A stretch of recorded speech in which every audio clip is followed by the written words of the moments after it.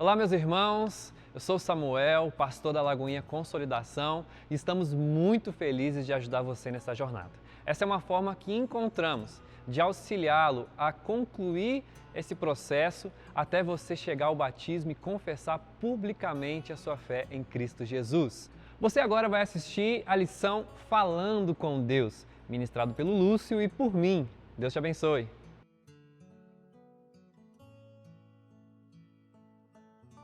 Olá, meus irmãos, eu sou o Lúcio, estou com o pastor Samuel e nós vamos ministrar a 9ª lição.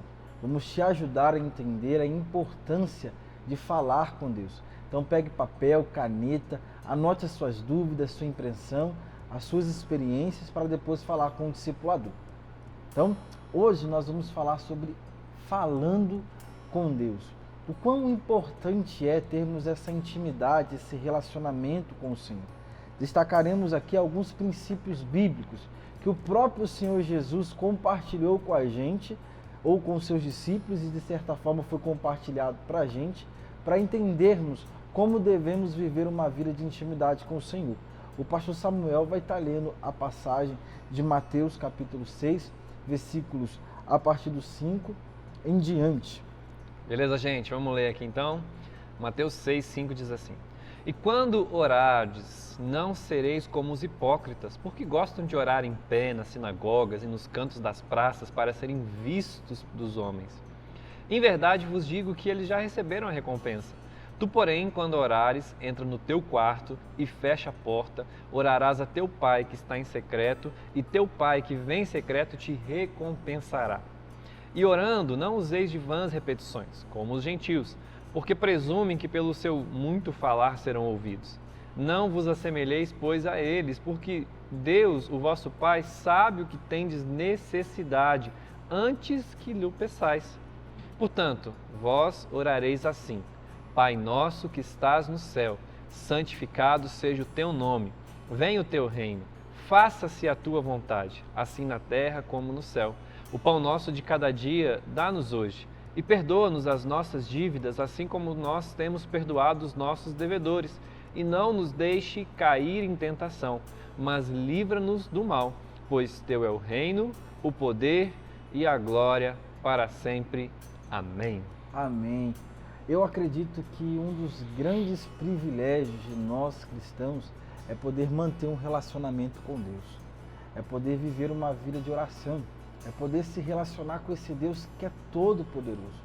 E é interessante estudarmos as Escrituras e percebermos que o próprio Senhor Jesus, ele teve a sua vida de oração e ele ensina como manter essa vida de oração.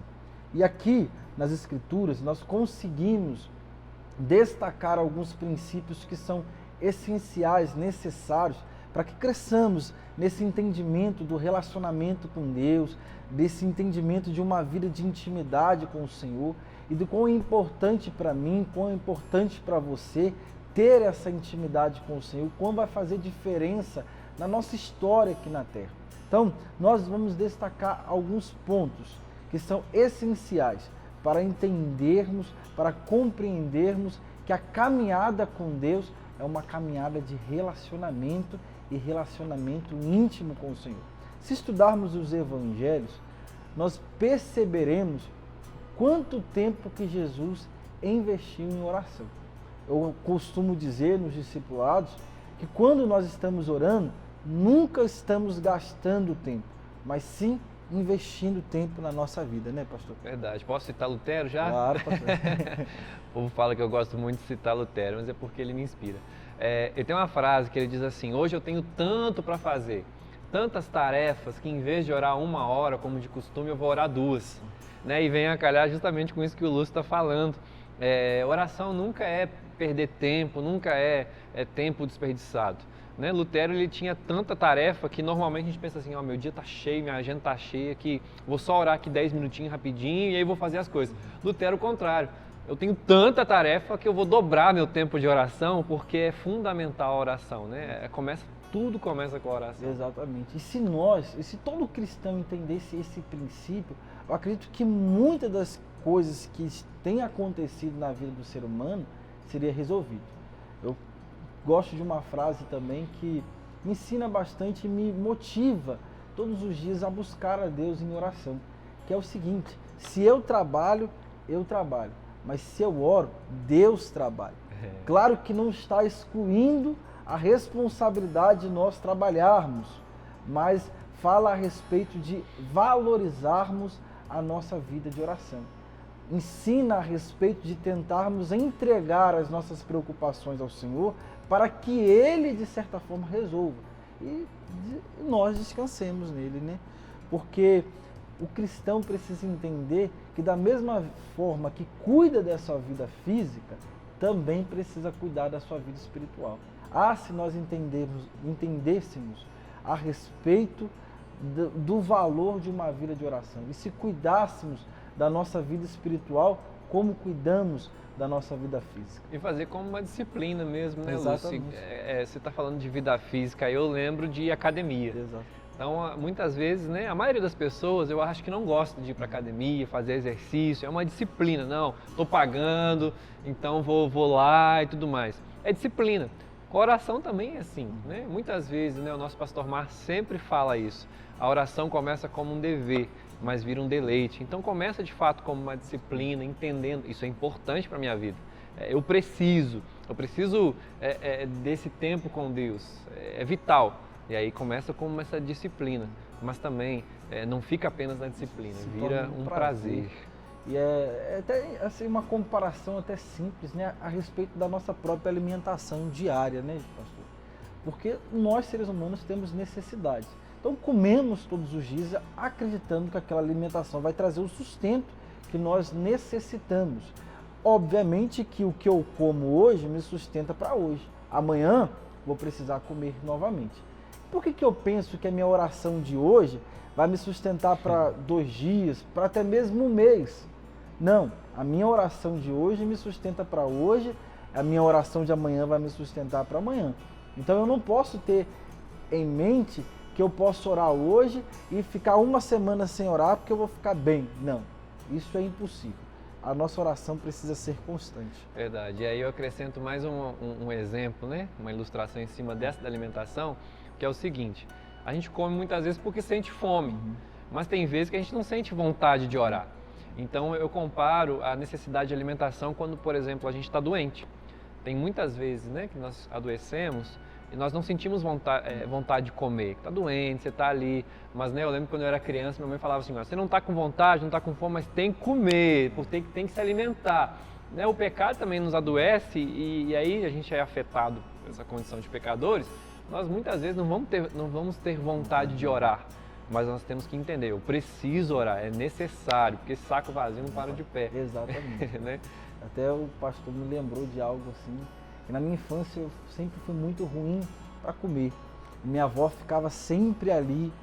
Você tomava Sadol também? Oi? Sadol, biotônico Fontoura? Biotônico Fontoura, o outro eu não lembro. Mas minha avó ficava sempre no meu pé para que eu comesse, para que eu almoçasse. E é interessante, né, que eu lembro que ela ficava muito feliz quando, de certa forma, eu procurava para que ela fizesse comida, o almoço, a janta. Ela falava assim: ô meu filho, como eu fico feliz quando eu te vejo comendo, quando eu te vejo almoçando. E se minha avó ficava feliz quando me via almoçando, imagina o Senhor quando me vê ali orando, buscando um relacionamento com Ele, né? Verdade. Então, porque a gente está cuidando do nosso físico, mas também, principalmente, do nosso espiritual. Mas nós precisamos destacar alguns princípios, alguns hábitos, né? E até mesmo aquilo que vai motivar o nosso coração em relação à nossa oração, à nossa intimidade com o Senhor. Em Mateus capítulo 6, né, vai destacar, de certa forma, princípios que são assim necessários para a nossa vida de oração. E o primeiro é a motivação.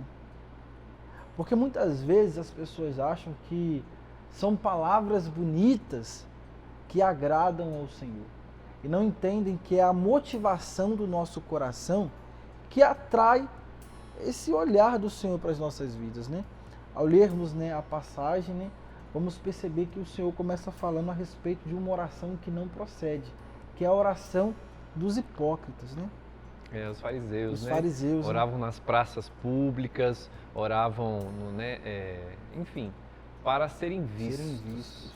É tão interessante que nós temos que cuidar com isso, né? Porque a nossa oração não é apenas exibicionismo, para os outros verem quão espirituais nós somos. E aqui Jesus, ele não está condenando a oração pública, né? Nós oramos na celebração, nós oramos nos cultos, num GC.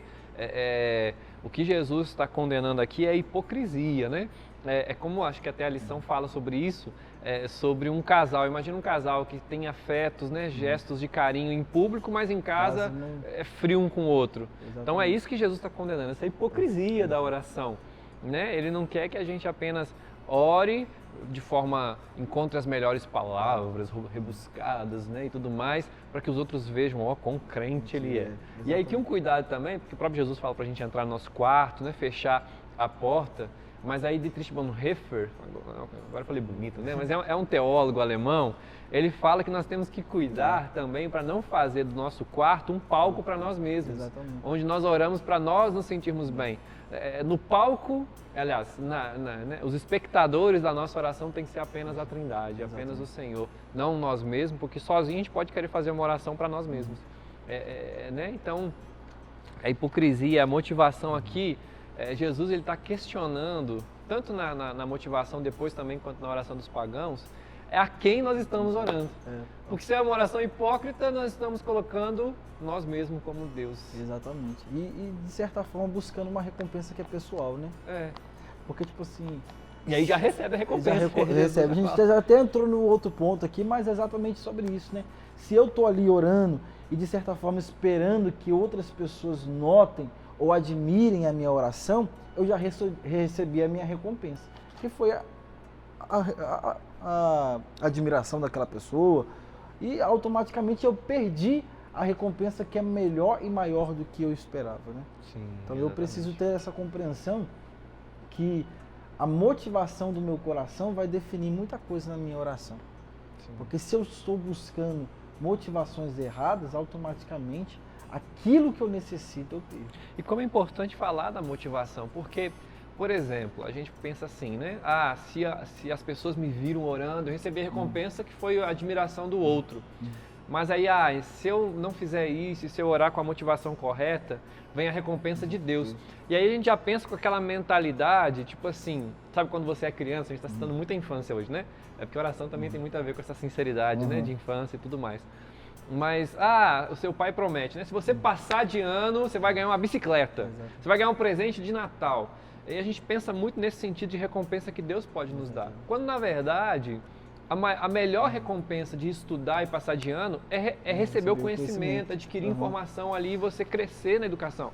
Assim como na oração também, eu orei, fiz com a motivação certa, agora Deus vai me dar um carro, vai me dar, como o pastor Márcio fala, 10 caminhões, 20 apartamentos. Não é isso. A motivação aliás, a recompensa é, Deus ouviu a minha oração. Exato. Ele pode falar não, pode falar sim, pode falar espera um pouco, mas a recompensa é saber que Deus nos ouve. E aí, a maior recompensa, na verdade, é saber que eu posso me relacionar com Deus, né? Eu costumo dizer que não existe dádiva melhor ou maior do que saber que eu posso me relacionar com aquele Deus que é vivo, que é rei e é senhor de todas as coisas. E como o pastor mesmo disse, muitas vezes as pessoas fazem esperando alcançar uma bênção material.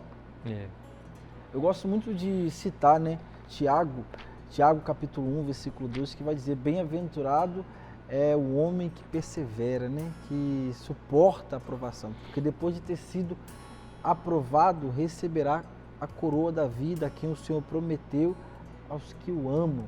Então, de certa forma, existe uma recompensa no meio dessa situação aí.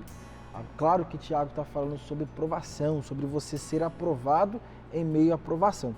Mas nós entendemos que recompensa não tem nada a ver com aquilo que eu carrego no bolso, ou que de certa forma eu mostro para as pessoas, falando, olha, eu fui provado e Deus me recompensou nessa situação. Não.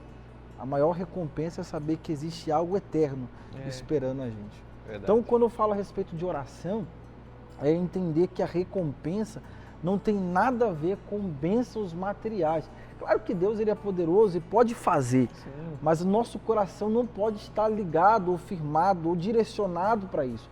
A nossa recompensa é saber que existe um relacionamento que está crescendo com aquele que é poderoso, que pode realizar todas as coisas. Essa é a motivação, né? Que tem muito a ver com o que a gente está falando aqui, de entrar no quarto, de fechar a porta, de receber essa recompensa. Exatamente. E como que Jesus é lindo nesse cuidado de nos ensinar, né? A forma certa de orar. Então, já até entrando aqui, que Jesus ele vai falar assim, olha, vá para o seu quarto, fale com o Pai, que te ver em secreto. Então, é claro que a gente também não pode excluir, a gente está falando a respeito da motivação, que a forma não conta tanto, mas nós também não podemos excluir que a forma também faz parte do nosso momento de oração. Eu acredito que esse versículo, quando fala assim, ó, quando orares, vá para o teu quarto e feche a sua porta, vai falar muito a respeito da intimidade, da liberdade que nós cultivamos com o Senhor. De Deus ver a sua bagunça, sabe? Eu já vi alguns estudos falando sobre a tradução do quarto. De que seria um quarto, tipo um depósito, onde você guarda lá um porão da sua casa, onde você coloca as tralhas, sabe? Então Jesus está falando assim, entra naquele lugar da sua bagunça, deixa Deus fazer parte da bagunça que é o seu interior, né, afetado pelo pecado. Dê liberdade para Ele agir, fale sobre o que você está passando, o que você está sentindo. Eu acho que, assim, eu falo muito sobre isso. A maior loucura que o ser humano pode fazer é achar que pode esconder algo de Deus. Exatamente. Vou orar, fazer uma oração bonita e tal. Deus já sabe tudo que passou nessa cabecinha sua aí, né? Todos os pensamentos maus que vêm, e de fato vêm porque, né?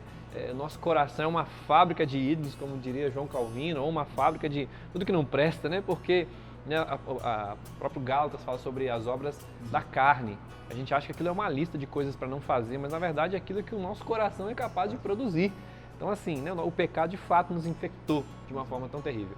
Então é deixar Deus entrar, assim, sabe? Ter toda a liberdade dentro do nosso coração e intimidade com Ele, dele nos conhecer. Ele já nos conhece, mas da gente se expor a Ele. Ele quer isso da gente.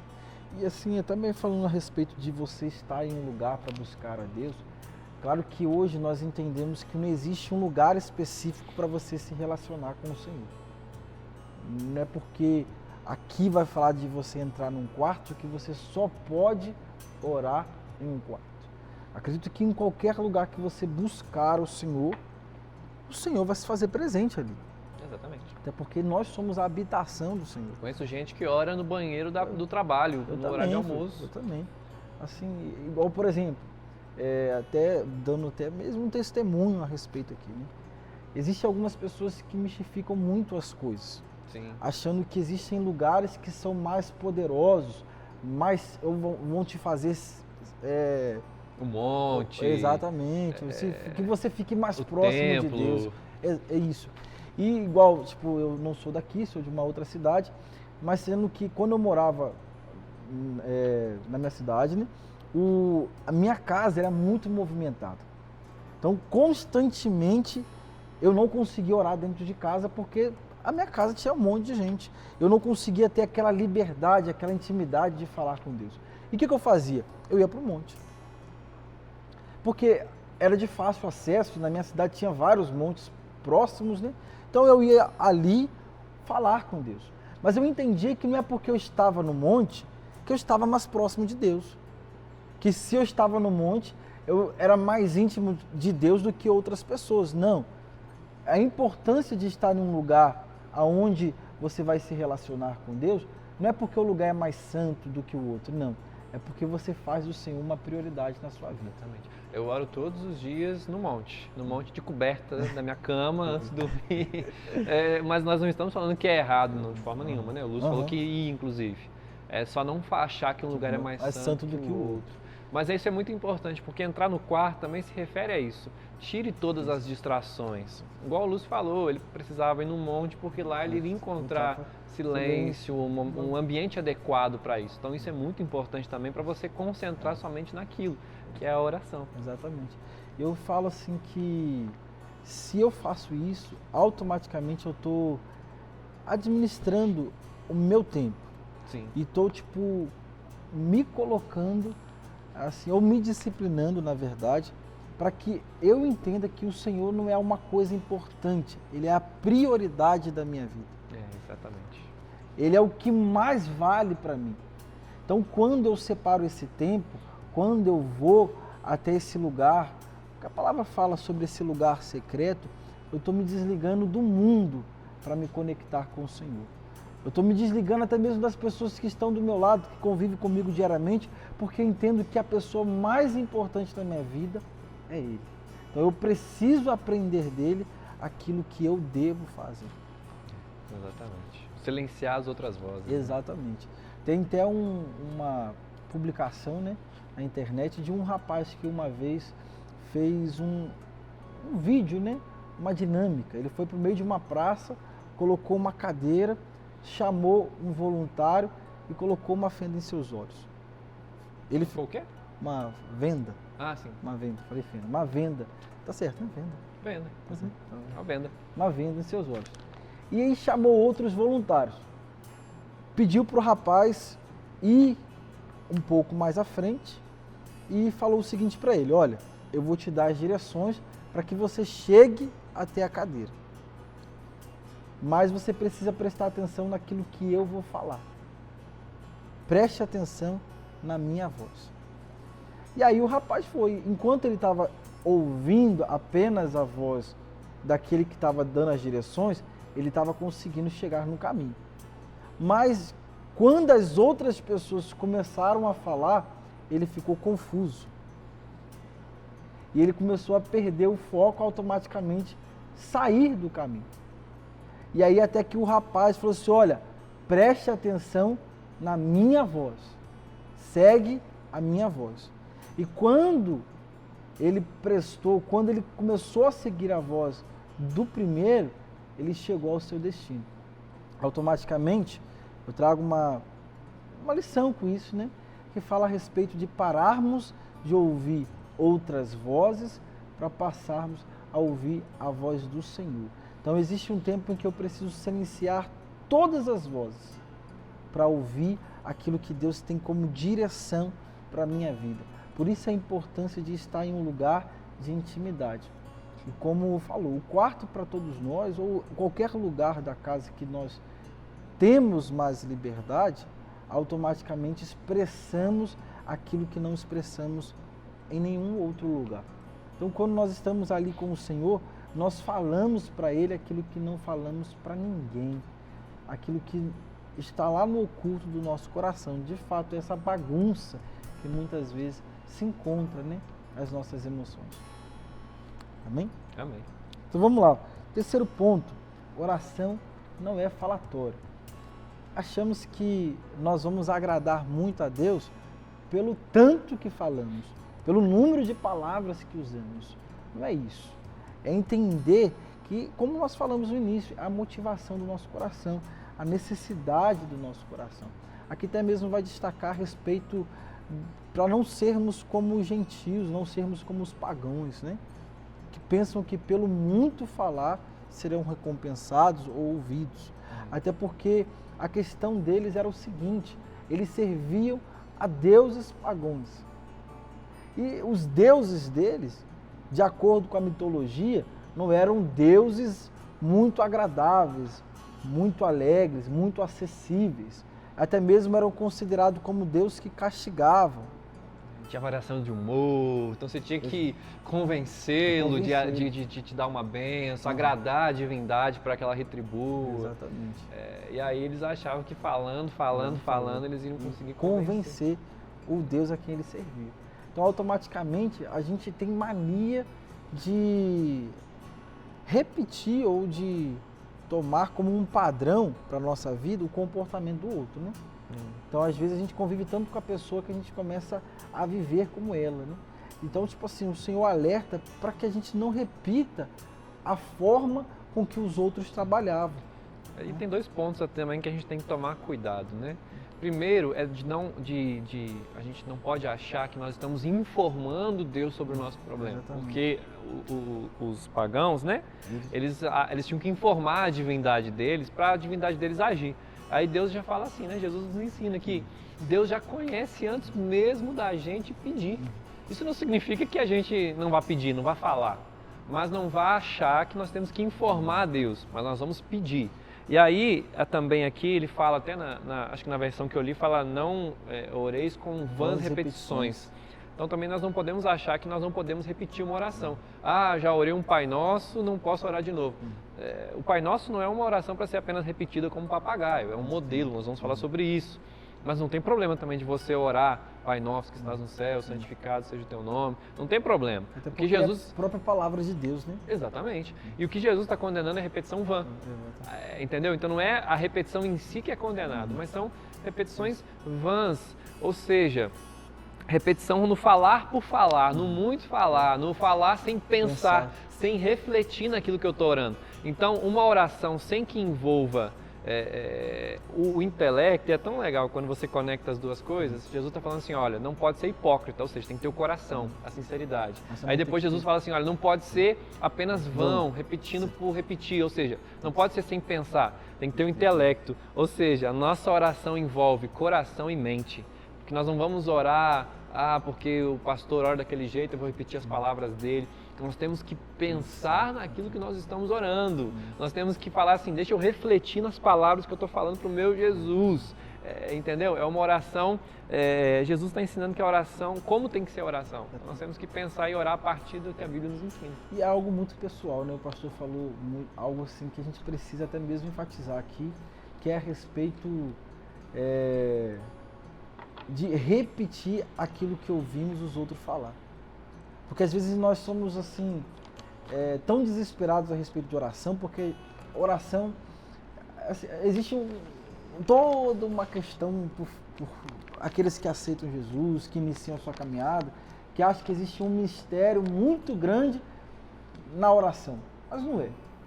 Assim, é algo que a gente vai crescendo em intimidade, é algo que a gente vai aprendendo. As pessoas ficam muito desesperadas, até mesmo assim, a gente traz assim, algumas experiências ou exemplos, como por exemplo, andar de bicicleta. Ninguém de um dia para o outro começa a andar de bicicleta. Ele vai aprendendo, né, pastor? É a prática, né? A prática que nos possibilita conseguir não equilibrar e não cair, né? Exatamente. Então, tipo assim, dia após dia, né? A gente vai ali em oração, conversando com Deus, aprendendo de Deus. Eu gosto de falar que nunca a gente sabe de fato como orar. Na verdade, a gente nunca vai orar de forma perfeita. Exatamente. Não, né? Então, nós vamos, inclusive, depender do Espírito Santo para isso, né? Que ele mesmo fala que nós não sabemos como orar, mas o Espírito do Senhor, ele intercede por nós. Exatamente. E graças a Deus por esse Espírito, por esse auxílio do Senhor, né? Então, nós precisamos ter isso em mente. Assim, não precisa ter esse desespero para que a gente ore da forma correta. A gente precisa ter o entendimento que é a motivação, é de fato aquilo que nós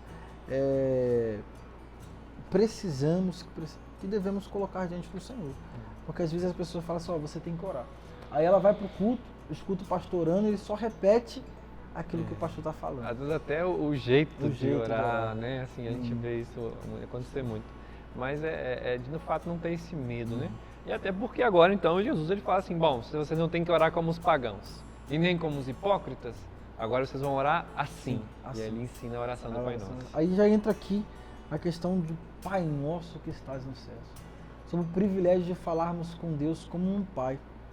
E a gente precisa entender que para falar com o Pai, a gente não precisa ensaiar ou pegar, tipo assim, calma aí que eu vou escrever as palavras de uma forma correta para quando eu me achegar ao meu Pai, eu fale com Ele de forma correta. Porque a gente pode comparar até mesmo com o nosso relacionamento com o nosso Pai terreno. Sim. Porque, tipo, eu não chego pro meu Pai, ô excelentíssimo Pai. Jesus não está ensinando aqui o protocolo de como iniciar um contato com a divindade, né? Porque justamente não é uma divindade como os pagãos faziam. Ele está falando assim, olha, no início da oração, você vai entender para quem você está orando. Né? Porque se na oração hipócrita, a oração é muitas vezes o Deus é nós mesmos, na oração dos pagãos, no tentar convencer falsos deuses, a questão que Jesus está colocando aqui na oração, a oração correta, não é a forma, o modelo, apesar de tudo isso também ser importante, mas a forma correta de orar é orar para o Deus correto. Exatamente. Então nós começamos a oração do Pai Nosso reconhecendo quem Ele é. É o nosso Pai, que está tão pertinho da gente, ao mesmo tempo é o Pai Nosso que está no céu, que é soberano, Exatamente. sobre tudo e sobre todos. Aí já entra também no segundo ponto que fala a respeito da santidade de Deus. E quanto mais nos aproximamos do Senhor, percebemos o quanto Ele é santo. E automaticamente a gente entende que Ele é o nosso Pai, que Ele se faz presente na nossa vida, que eu tenho intimidade com Ele, mas eu tenho esse temor porque eu reconheço a santidade dEle. Exatamente. E a oração fala, né? Santificado seja o teu nome. Não é que nós estamos tornando o nome de Deus mais santo ou quando nós não oramos deixamos menos santo. Ele é santo. É apenas um reconhecimento desse nome santo e que nós nos comprometemos em viver de forma que seja digno desse nome santo. Uma vida que santifique, né? Não que isso vai fazer Deus mais santo, mas que viva de acordo com a santidade dele. Exatamente. E caminhando até mesmo aqui para outros tópicos, é a respeito de talvez que seja um dos maiores desafios de uma oração de uma pessoa, que é a questão de reconhecer a vontade soberana de Deus. Vai falar, venha o teu reino, seja feita a tua vontade, assim na terra como no céu. Porque nós seres humanos somos tão falhos que cultivamos projetos, sonhos e muitas vezes achamos que Deus tem que apoiar aquilo que nós queremos fazer. E não entendemos que existe uma vontade que é soberana e que é maior e melhor do que aquilo que nós esperamos ou pensamos. Eu acho que assim, Jesus aqui está ensinando um modelo, né? E aí ele está justamente mostrando, né, que o foco e a prioridade da nossa oração é o nome santo de Deus, é o nome de Deus, é o reino de Deus e a vontade de Deus. Ou seja, tem tudo a ver com Ele. Então nós já começamos reconhecendo, né, que o nome dele é santo, que o reino dele é o que importa e que a vontade dele é o que tem que sobressair a nossa. Exatamente. Não tem que prevalecer. Exatamente. Nós queremos a vontade dele, né, que seja na terra como é no céu. Né, um outro versículo diz assim, o que nós ligarmos na terra terá sido ligado no céu. Ou seja, nós temos que trazer para a terra a realidade do céu, a vontade de Deus, o querer de Deus. Exatamente, né? E a gente precisa tomar muito cuidado com essas nossas próprias vontades, né? Com esses nossos próprios anseios. E às vezes, muitas vezes nós fazemos o seguinte, desenhamos todo o projeto e fala, Deus, seja conforme aquilo que eu planejei. Abençoe o que eu fiz aqui. Abençoe o que eu fiz. Eu quero casar com fulano, quero que o senhor só me... Né, exatamente. Prepare ela para que eu alcance esse projeto. Né? Eu quero abrir tal negócio, então o senhor só me dá a benção aí para ser próspero. Não, a gente tem que, antes de tudo, qual a tua vontade, Senhor? A gente não está nem pedindo autorização, né? Nós estamos comunicando a nossa ação. Então a gente precisa entender que existe uma vontade que é melhor, que é maior, que é perfeita. E essa vontade... Boa e agradável. Boa e agradável. Muitas vezes nós não entendemos, mas nós confiamos que ela é boa, perfeita e agradável. Entender que, muitas vezes, quando nós oramos e, de certa forma, recebemos o não da parte de Deus, por mais que gere um desconforto naquele momento, aquilo ali é o melhor para nós. Exatamente. Amém? E aí depois Jesus segue, né? Agora nos colocando para clamar pelas nossas necessidades. Né? Dá-nos hoje o pão nosso de cada dia. Não é que Deus não saiba as nossas necessidades, mas a gente precisa aprender também a pedir. Exatamente. Eu vejo assim, a oração muito conectada. Primeiro reconhecemos quem Deus é, depois nós priorizamos aquilo que é a vontade dEle, o querer dEle, o reino dEle, e agora em humildade nós pedimos pelas nossas necessidades. E Jesus começa nos ensinando a clamar pelas nossas necessidades físicas. Porque quando nós clamamos o pão, nós estamos clamando que Deus nos dê o pão nosso de cada dia. Nós estamos pedindo para que Ele nos dê um emprego, nos dê uma família, nos dê lar, nos dê uma casa, né? Nos dê tudo físico que nós precisamos, as necessidades. Em humildade nós reconhecemos a nossa dependência dEle até mesmo nisso. Lutero, mais uma vez citando, né? Ele fala que quando nós clamamos o pão nosso, nós estamos orando até para Deus nos dar bons vizinhos. Então, tipo assim, todas as necessidades físicas, nós estamos aqui falando, Deus, nós dependemos do Senhor. Exatamente, essa dependência do Senhor. Até mesmo eu gosto do que Tiago vai falar, que é o seguinte, pedis, mas não recebeis porque pedis mal, para esbanjardes em vossos prazeres. E muitas vezes os nossos pedidos são coisas que a gente não necessita, simplesmente para, de certa forma, alimentarmos os nossos prazeres que são maus.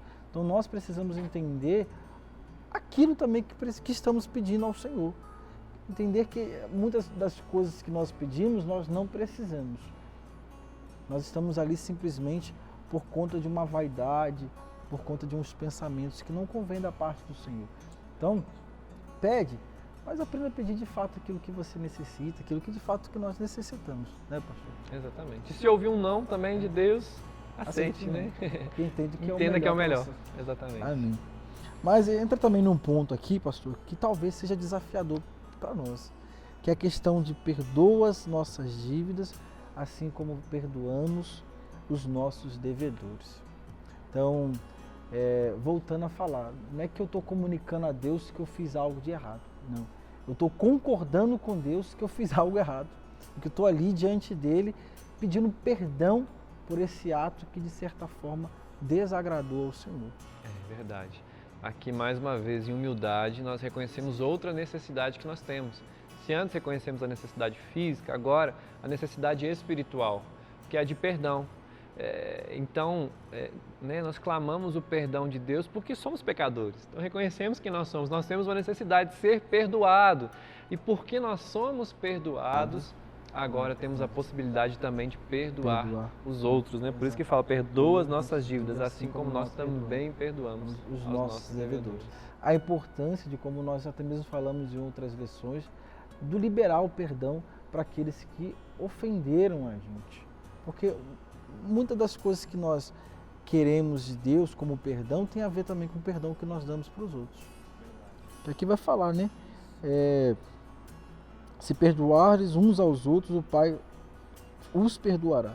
Mas se não perdoares, o Pai não os perdoará. Aí você pode falar assim, mas perdoar é muito difícil, é muito... Eu vou falar um negócio aqui, presta atenção no que eu vou dizer. Perdoar não é difícil. Sabia disso, Luz? Perdoar não é difícil. Perdoar é impossível. Assim, agora esculhambou com tudo. Como assim?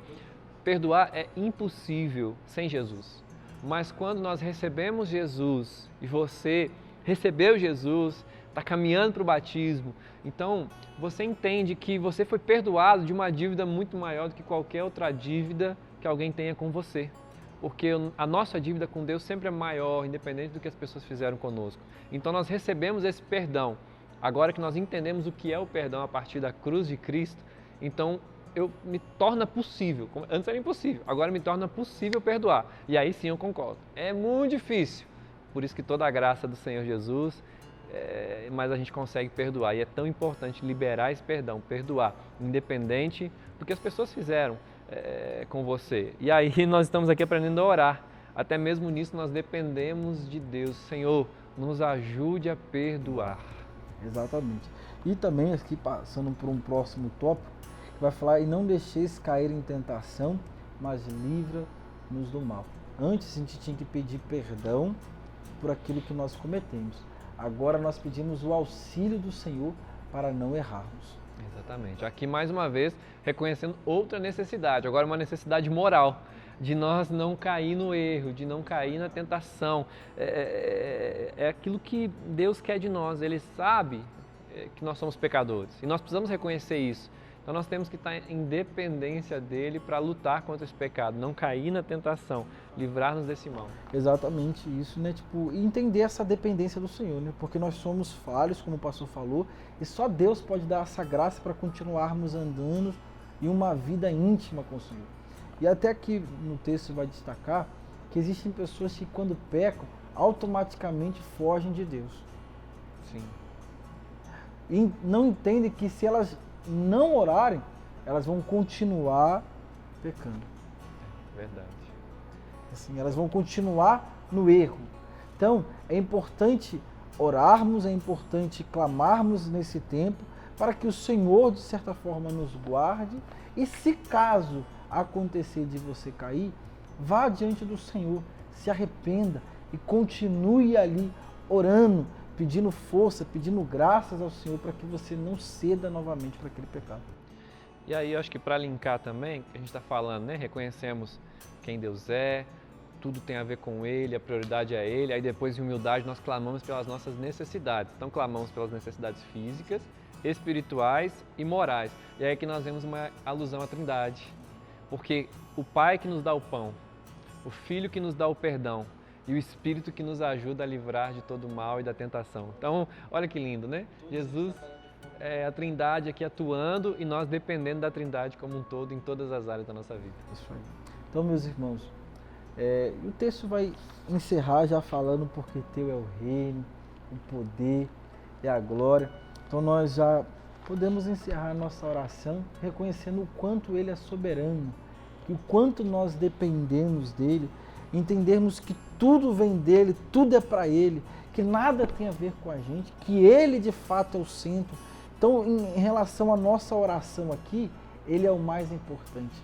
Nós não estamos orando por um benefício próprio, de certa forma, mas para aquele que é merecedor de toda a honra, de toda a glória e louvor. Ou seja, Jesus está ensinando que a oração correta é uma oração cristocêntrica, onde Deus é o centro de tudo, onde Cristo é o centro, onde Ele começa e encerra mostrando isso, né? O que dele, para Ele, todas as coisas, né? Pois teu é o reino, o poder e a glória para sempre. Amém. Deus é o centro da nossa oração.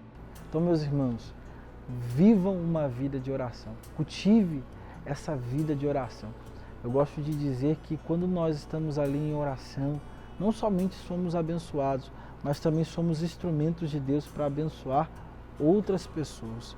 Quantas vezes através das nossas orações o Senhor fala ao nosso coração a respeito de pessoas. Nós, claro, temos experiências assim que nós vivemos no nosso momento de oração, que abençoaram tantas outras pessoas. Então seja um intercessor, clame por outras vidas, mas também cultive esse relacionamento com o Senhor. Viva uma vida de intimidade com Deus. Isso que vai nortear muitas coisas na sua história.